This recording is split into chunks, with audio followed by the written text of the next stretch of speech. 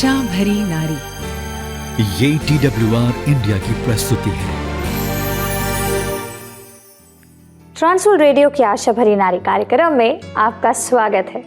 आज हम हैं आपके होस्ट, मैं हूँ वाणी और मैं हूँ शालिनी। और पिछले 2 सप्ताह से हम तीतुस की पत्री के अध्याय 2 का अध्ययन कर रहे हैं, ताकि हम मिलकर उसके प्रेम को प्रतिबिंबित कर सकें और इस दुनिया में प्रकाश बन सकें। उसने हमें जो कुछ दिया है उसका उपयोग करके उसके राज्य का निर्माण करें। हमारी आशा है कि हम आपको आपकी मसीही यात्रा में प्रोत्साहित कर रहे हैं, लेकिन उससे पहले हमारे पास एक दिलचस्प वीडियो है जिसे हम चाहेंगे कि आप सब देखें। 1963 की एक रात में एक युवा हार्वर्ड मनोवैज्ञानिक ने अपनी प्रयोगशाला में प्रवेश किया और अपने स्नातक छात्रों को धोखा देने के लिए चूहे के पिंजरों पर चिन्ह लगा दिया। कुछ चिन्हों में लिखा था कि उन पिंजरों में बंद चूहे चतुर थे और अन्य में कहा गया था कि उन पिंजरों में चूहे गूंगे थे, लेकिन यह सब झूठ था। प्रयोगशाला में प्रत्येक चूहा एक साधारण प्रयोगशाला चूहा था। उनमें से कोई भी विशेष रूप से मूर्ख या चतुर नहीं था, वे सिर्फ सामान्य चूहे थे। अगले दिन मनोवैज्ञानिक ने प्रयोगशाला में काम करने वाले स्नातक छात्रों से कहा कि उनमें से कुछ को स्मार्ट चूहे सौंपे जाएंगे और कुछ को गूंगे चूहे मिलेंगे। उन्हें बताया गया कि यह उनकी जिम्मेदारी है कि चूहों को भूल भुलैया से गुजारें और रिकॉर्ड करें कि प्रत्येक चूहे ने कितना अच्छा काम किया या नहीं किया। परिणाम बहुत दिलचस्प थे। चालाक प्रोफेसर ने जिन चूहों को स्मार्ट बताया था, उन्होंने उन चूहों की तुलना में काफ़ी चतुराई से भूल भुलैया को पार किया, जिनके बारे में उन्होंने कहा था कि वे मूर्ख थे।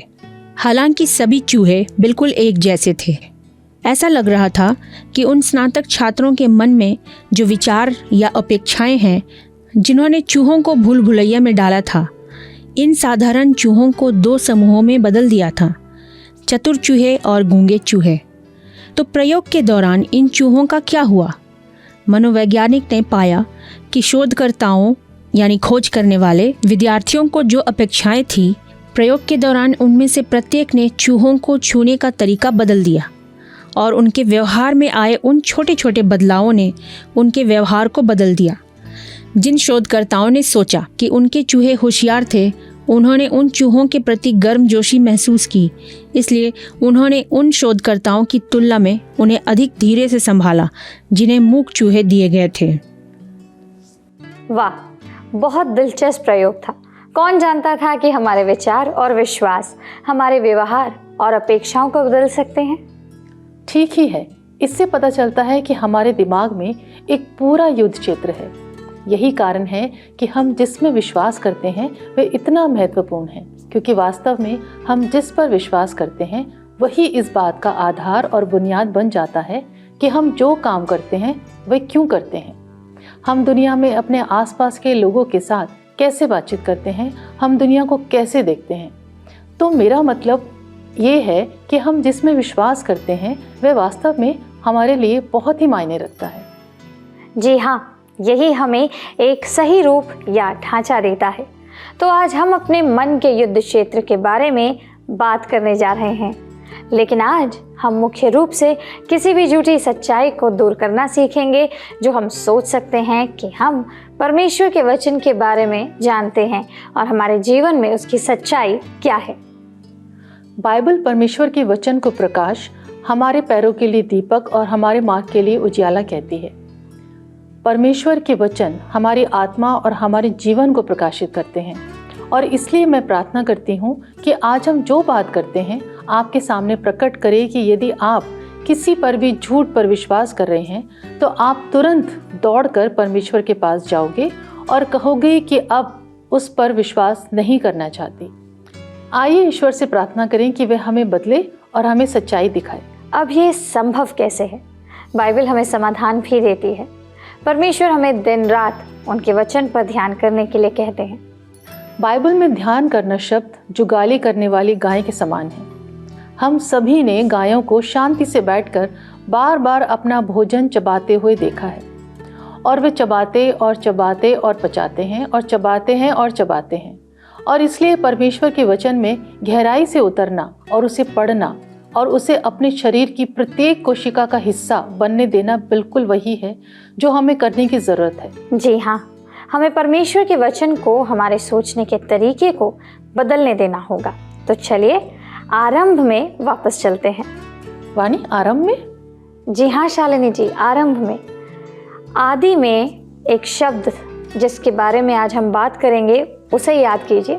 हाँ, उत्पत्ति 1:1 में लिखा है, आरंभ में या फिर आदि में। जी हाँ, आपने बिल्कुल सही कहा, आरंभ में।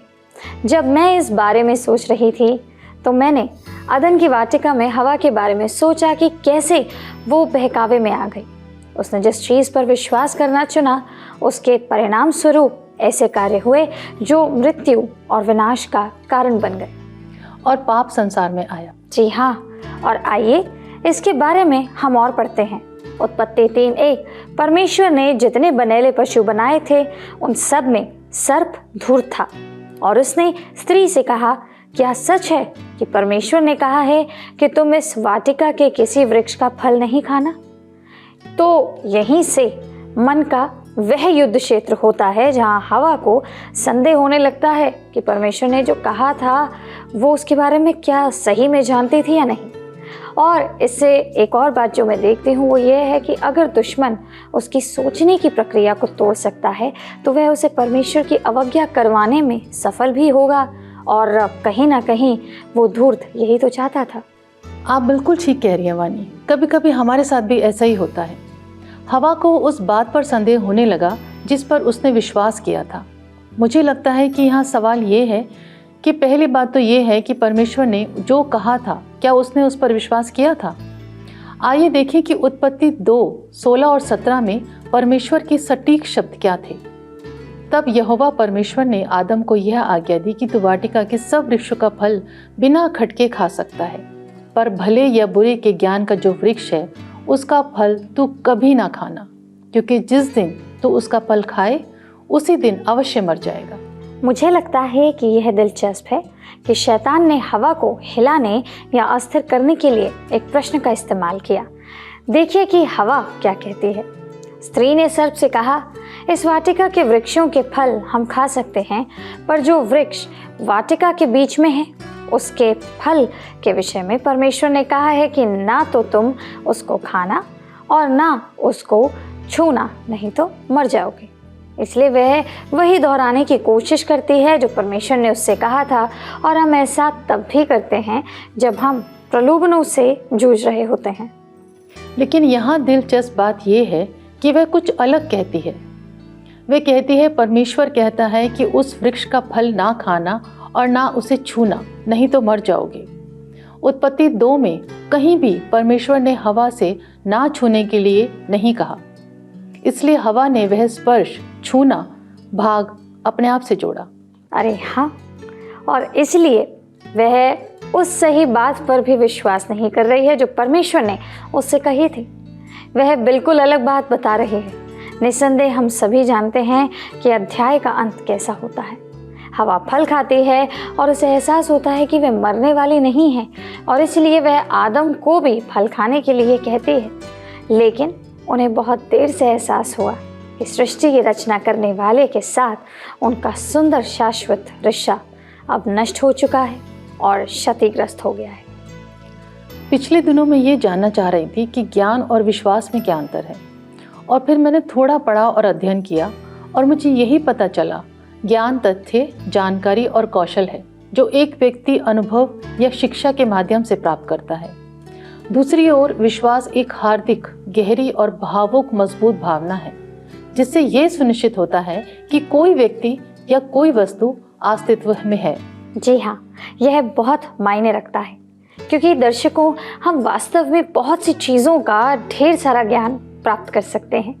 मेरा मतलब है, विशेष रूप से आज की दुनिया में आप किसी भी चीज़ के बारे में कुछ भी गूगल कर सकते हैं, उसके बारे में जान सकते हैं, लेकिन इनमें से कुछ भी अंदर से नहीं है। और हमें ऐसा लगता है कि हमारे पास तो सारा ज्ञान है। ये अच्छी बात है। हम ये जानते हैं कि हम एक विचार को समझ सकते हैं और हम इसके बारे में बात कर सकते हैं और इसे समझा भी सकते हैं, लेकिन हम वास्तव में क्या विश्वास करते हैं? हम इन दिनों इतने भाग्यशाली हैं कि हम एक ऐसा चर्च चुन सकते हैं कि जो हमारे आराधना के दृष्टिकोण से मेल खाता हो। यदि हमें पुराने मसीही गाने पसंद हैं तो हम ऐसे चर्च में जा सकते हैं जो केवल मसीही गाने गाता हो। यदि हम तेज संगीत, रोशनी वाली आराधना पसंद करते हैं तो हम वह चर्च चुन सकते हैं जहाँ ये सब होता हो। हमें इनमें से किसी एक का अनुभव करने के लिए अपना घर छोड़ने की ज़रूरत नहीं है। अब हमारे पास अधिकांश सेवाएं ऑनलाइन हैं, लेकिन इसकी परवाह किए बिना कि चर्च क्या करता है और क्या नहीं करता है, चर्च की नींव एक विवेकशील यानी कि ठोस सिद्धांत पर बनाई जानी चाहिए। ये शब्द सिद्धांत नियमों और विनियमों के एक सेट की तरह लगता है, लेकिन वास्तव में हम इसे बिल्डिंग ब्लॉक्स के रूप में देख सकते हैं। इससे पहले कि हम एक घर या एक अपार्टमेंट या यहाँ तक कि एक ऊंची इमारत बनाएं, हमें उसकी नींव पर काम करने की जरूरत है। यीशु ने 2 मनुष्यों से संबंधित एक दृष्टांत सुनाया, एक बुद्धिमान व्यक्ति और एक मूर्ख। उन दोनों ने एक घर बनाने का फैसला किया। बुद्धिमान व्यक्ति ने अपना घर चट्टान की मजबूत नींव पर बनाया। यहाँ तक कि जब आंधी बाढ़ ने घर पर प्रहार किया तब भी वह नहीं गिरा, परंतु उस मूर्ख मनुष्य ने अपना घर रेत पर बनाया। यह बिल्कुल भी ठोस आधार नहीं था। जब बारिश, बाढ़ और हवाएं आईं तो घर ढह गया, क्योंकि उसकी नींव खराब थी। नींव किसी इमारत का सबसे निचला हिस्सा होता है। किसी इमारत को लंबे समय तक खड़ा रहना है तो उसे मजबूत नींव की ज़रूरत होती है। भारी इमारत या नरम मिट्टी के लिए गहरी नींव की ज़रूरत होती है। नींव बनाने के लिए इंजीनियर ज़मीन में खाई खोदते हैं। वे तब तक खुदाई करते हैं जब तक वे ठोस ज़मीन तक नहीं पहुंच जाते। जब खाई काफ़ी गहरी हो जाती है तो उसे मजबूत कठोर सामग्री से भर दिया जाता है।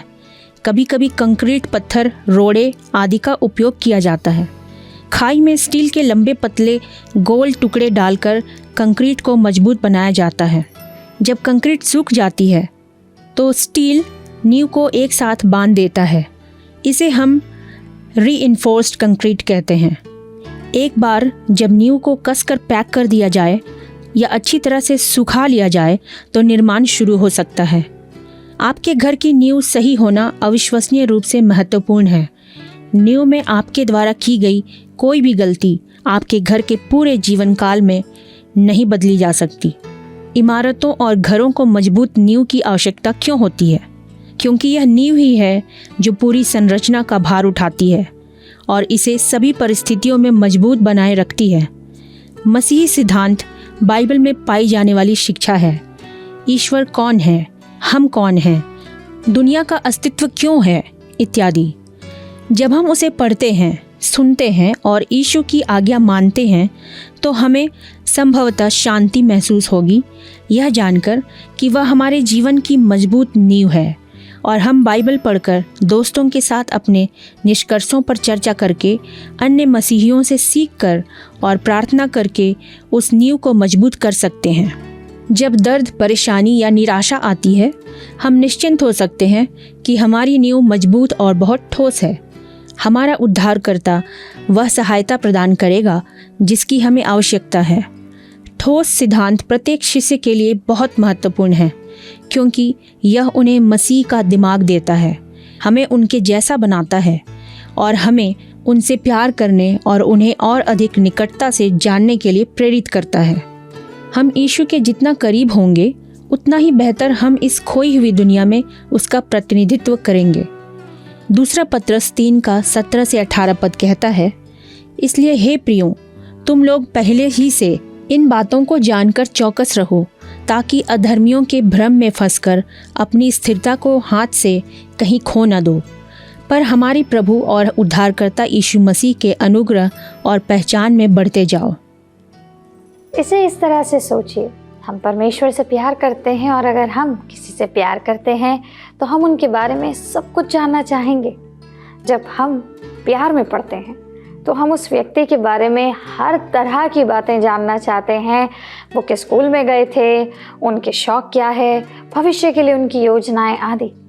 अगर हम परमेश्वर से प्यार करते हैं तो ज़रूरत है कि हमें उसके बारे में सब कुछ पता हो और हम उसके बारे में सब कुछ जानना चाहेंगे, उसके स्वभाव के बारे में, उसके चरित्र के बारे में, उसके उद्देश्यों के बारे में, उसकी आज्ञाओं के बारे में। दूसरे शब्दों में कहें, हम सिद्धांत का अध्ययन करना चाहेंगे। सिद्धांत हमें उस परमेश्वर से जुड़ने में सक्षम बनाता है जो वास्तव में वहाँ है, ना कि वह हमें परमेश्वर जिसके बारे में हम कल्पना करते हैं। सच्चा सिद्धांत बहुत महत्वपूर्ण है, क्योंकि हम जिस चीज़ पर विश्वास करते हैं उसका प्रभाव हमारे कार्यों पर पड़ता है। हमारा व्यवहार हमारे धर्मशास्त्र का विस्तार है। यही कारण है कि स्त्रियों, पत्नियों और माताओं के रूप में हमारे लिए स्वयं परमेश्वर के वचन का अध्ययन करना बहुत ही महत्वपूर्ण है। तीतुस 2 पहला कहता है, पर तू ऐसी बातें कहा कर जो खरे उपदेश के योग्य हैं। और तीतुस 2:3 कहता है, इसी प्रकार बूढ़ी स्त्रियों का चाल चलन पवित्र लोगों सा हो, दोष लगाने वाली और पियक्कड़ नहीं, पर अच्छी बातें सिखाने वाली हो। हम बूढ़ी स्त्रियों को अपने व्यवहार में पवित्र होना चाहिए। हम ऐसे तरीके से जीना चाहेंगे या हमें ऐसे तरीके से जीना है जो मसीह की पवित्रता को दर्शाता है। हम दूसरों पर झूठा आरोप नहीं लगा सकते या बिना वजह लोगों में फूट नहीं डाल सकते। हमारे जीवन में एक इच्छा होनी चाहिए कि हम अपने उदाहरण से युवा महिलाओं को वो सिखाएं, वो बताएं जो अच्छा है। तीतुस 2:4-5 ये कहता है, ताकि वे जवान स्त्रियों को चेतावनी देती रहे कि अपने पतियों और बच्चों से प्रीति रखे और संयमी, पतिव्रता, घर का कारोबार करने वाली, भली और अपने अपने पति के अधीन रहने वाली हो, ताकि परमेश्वर के वचन की निंदा कभी ना होने पाए। हमें अपने से छोटे लोगों को अपने पतियों और बच्चों के प्रति स्नेही होना सिखाना होगा। मुझे लगता है कि यह दिलचस्प है कि ट्रेन सिखाना शब्द का प्रयोग किया गया है। यह एक अनुस्मारक है कि वह हर किसी को स्वाभाविक रूप से नहीं आता है। साथ ही हम सभी हर समय प्रेम करने योग्य नहीं होते। इसे समय समय पर भुलाया जा सकता है और इसे दोबारा सीखने की ज़रूरत होती है। जी हाँ वानी, आप ये बिल्कुल सच कह रही हैं। वर्ष 1900 के आसपास क्लार्क स्टैनली नाम के एक व्यक्ति ने दर्शकों को मंत्रमुग्ध कर दिया। शहर के चौराहे पर एक छोटा मंच बनाया गया था और स्टैनली ने एक शो किया था जिसमें उपचारात्मक मरहम बनाने के लिए रैटल स्नेक, एक तरह का जहरीला सांप का उपयोग किया गया था। स्टैनली ने दावा किया कि उनका विशेष स्नेक ऑयल मरहम एक तुरंत असर करने वाला और चमत्कारी इलाज है। लोगों ने इस पर विश्वास किया। इस तमाशे ने एक तुरंत और आसान उपाय का वादा किया। लोग वही चाहते थे जो स्टैनली बेच रहा था। ऐसा माना जाता था कि सांप के तेल में रहस्यमय उपचार करने वाले पदार्थ होते हैं। क्लार्क स्टैनली खुद को रैटल स्नेक किंग कहते थे, लेकिन दुर्भाग्य से बहुत बाद में उन्हें झूठा पाया गया। स्टैनली के मरहम में बहुत कम सांप का तेल पाया गया और यह मुख्य रूप से खनिज तेल था। यह कुछ भी ठीक नहीं कर सका, लेकिन लोग अपने स्वास्थ्य को जोखिम में डालने को तैयार थे और अपने पैसे बर्बाद कर रहे थे, क्योंकि यह देखने और सुनने में बहुत अच्छा था। उसी तरह से हम अपने आत्मिक स्वास्थ्य को नष्ट करने के लिए प्रलोभित हैं जब हम उन शिक्षाओं की ओर मुड़ते हैं जो हमें अच्छी लगती हैं। ये शिक्षाएं सांसारिक आशीषों की हमारी इच्छा को या दूसरों की तुलना में खुद को अच्छा दिखाने की हमारी ज़रूरत को पूरा कर सकती हैं। हो सकता है कि किसी प्रकार की गुप्त और रहस्यमय शिक्षा हमें विशेष महसूस कराती हो, चाहे वह कुछ भी हो। अगर यह हमें ठोस सच्चे सिद्धांत की सच्चाई से दूर कर देती है तो यह हमारी आत्माओं के लिए खतरनाक है। यहाँ वह उत्तम सिद्धांत है जिसे हमें बार बार सुनने की आवश्यकता है। मैं एक पापी हूँ जिसके लिए यीशु मरे। ईश्वर के साथ मेरा रिश्ता यीशु के माध्यम से ठीक हुआ है और मैं इस अनुग्रह को प्राप्त करने के लिए इसे यीशु से उपहार के रूप में मुफ्त में प्राप्त करने के अलावा कुछ नहीं कर सकता। यह वह ठोस सिद्धांत है जिस पर हम कायम हैं। तो हम जो विश्वास करते हैं वह प्रेरित करता है कि हम चुनाव कैसे करते हैं, और हमारी पसंद हमारे कदमों को निर्धारित करती है जो हमारे भविष्य को प्रभावित करती है। क्या हम ऐसे लोग होंगे जो अपने भविष्य को ध्यान में रखकर सोच समझकर चुनाव करेंगे? यशाया 26:3 कहता है, जिसका मन तुझ में धीरज धरे हुए है उसकी तू पूर्ण शांति के साथ रक्षा करता है, क्योंकि वह तुझ पर भरोसा रखता है। भरोसा करना विश्वास का एक दूसरा शब्द है दर्शकों। यह वह आत्मविश्वास है, यह परमेश्वर पर आश्वासन और निर्भरता है। और इसके बदले मिलता क्या है हमें? पूर्ण शांति। और इसलिए दर्शकों, हम आपको ये सोचने के लिए प्रोत्साहित करना चाहते हैं आज कि आप वास्तव में किस पर विश्वास करते हैं, क्योंकि हम जिस पर विश्वास करते हैं वह सबसे महत्वपूर्ण है। आप देखिए, अगर हम किसी गलत बात पर विश्वास करते हैं तो हम गलत विचारों से जूझेंगे। गलत विचार बुरी भावनाएं उत्पन्न करेंगे जो अपराध, शर्म, निंदा और भय की विषैली भावनाओं को जन्म देंगी। और वे गलत भावनाएं अंततः गलत व्यवहार, कार्य और दर्दनाक आदतों, लतों को जन्म देंगी। जी हाँ, कोई भी पोषण विशेषज्ञ आपको बताएगा कि हमारे शरीर के लिए 3 प्रकार के भोजन होते हैं। एक ब्रेन फूड, मस्तिष्क का भोजन है जो आपको स्मार्ट बनाता है, कह सकते हैं इंटेलिजेंट बनाता है। दूसरा जंक फूड है जो केवल कैलोरीज है, ये जहर नहीं है लेकिन यह सिर्फ खाली कैलोरी है। और फिर घातक खाद्य पदार्थ हैं जो जहर हैं। हम जो देखते हैं, जो सुनते हैं और जो हम अपने दिमाग में रखते हैं उसमें भी यही सच है। कुछ भोजन मस्तिष्क का भोजन है, यह हमें अधिक बुद्धिमान, धर्मनिष्ठ और भावनात्मक रूप से अधिक परिपक्व बनाएगा। फिर है जंक फूड। बाइबल हमें अपने दिमाग को सही चीज़ों से भरने के लिए कहती है। यदि हम एक स्त्री, एक पत्नी, एक बेटी, एक मालिक और कार्यकर्ता, एक पड़ोसी, एक चर्च सदस्य या यहाँ तक कि एक नेता के रूप में मसीही जीवन में स्वस्थ और सफल होना चाहते हैं तो ज़रूरी है कि हमें अपने दिमाग को सही चीज़ों पर केंद्रित करने की आवश्यकता है। बहनों, गलत विश्वास हमें असफलता की राह पर ले जाता है। ये वही है जो हमें फंसाए रखता है और हमें और अधिक गहराई तक कमज़ोर बना देने वाली कैद में धकेलता है। जब सही विश्वास करेंगे तो हम सही से जिएंगे। सही विश्वास हमेशा सही जीवन का उत्पादन करता है। आज परमेश्वर के वचन की शक्तिशाली सच्चाइयों और आपके प्रति उनके प्रेम को जानकर और विश्वास करना चुनकर सही विश्वास करना शुरू करें। आने वाले दिनों में आइए हम मसीह में मौजूद उद्धारकर्ता को खोजने और उस पर ध्यान करने के लिए अपना दिल लगाएं कि उसने हमारे लिए पहले से ही क्या क्या हासिल किया है।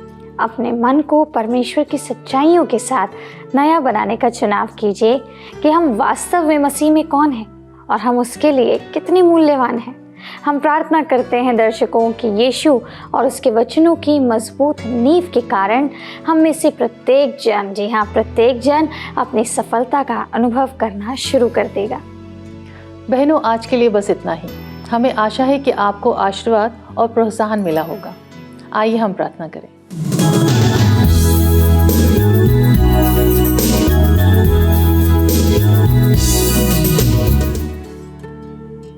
आइए हम प्रार्थना करें। धन्यवाद करते हैं पिता परमेश्वर इस सुंदर समय के लिए जो कि आपने हमें दिखाया। प्रभु धन्यवादित हैं प्रभु आज के सारे दिन के लिए कि आपने हमें संभाल कर सही सलामती से यहाँ तक पहुँचाया। प्रभु धन्यवाद करते हैं प्रभु इतने सुंदर वचन के लिए जो आज हमने सीखा कि हमें दृढ़ होना है प्रभु परमेश्वर में, वचन में, बाइबल में। प्रभु हमें आगे बढ़ना है और हमें दृढ़ता से आगे बढ़ना है। होने दे प्रभु जो हमारे चर्च में जितनी महिलाएं हैं, जितने बच्चे हैं और जितने ही हमारे संगी साथी हैं प्रभु, उनको भी हम यही समझा सकें कि प्रभु में दृढ़ता क्या मायने रखती है। प्रभु धन्यवाद करते हैं प्रभु कि आपने हमें चुना है। धन्यवाद करते हैं प्रभु कि हम वो दृढ़ पिलर बन सके अपने चर्च के, अपने समुदाय के, अपनी कलीसिया के, जिसके कंधे पर प्रभु हम अपनी कलीसिया को आगे ले जाने वाले बन सकें। प्रार्थना करते हैं प्रभु अपने बच्चों के लिए, उनको भी हम यही सिखा सकें कि दृढ़ता कितनी ज़रूरी है प्रभु के वचन के लिए। धन्यवाद करते हैं प्रभु कि इस समय में आपने हमें इतना सुंदर संदेश दिया और हमारे द्वारा प्रभु जी संदेश जितनों ने भी देखा है प्रभु, सुना है, वो आगे बढ़कर इस काम को करने वाले बन सकें और दूसरों के जीवन में भी दृढ़ता लाने वाले बन सकें। प्रभु इस प्रार्थना को, इस प्रोग्राम को, सब कुछ आपके हाथ में सौंपते हैं प्रभु। आपके बेटे हमारे खुदा यीशु मसीह के नाम से मांगते और पाते हैं, आमीन।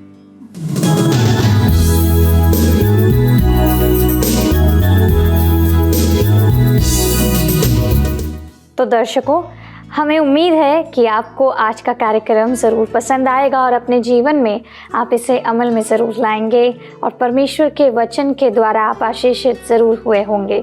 हम आज के लिए आपसे विदा लेंगे, लेकिन जाने से पहले अगर आपको आज का कार्यक्रम पसंद आया तो स्क्रीन पर आ रहे नंबर पर हमें मिस कॉल देना मत भूलिएगा। आपसे अगले सप्ताह फिर मिलेंगे इसी वक्त इसी समय। तब तक प्रभु आपको आशीषित करे।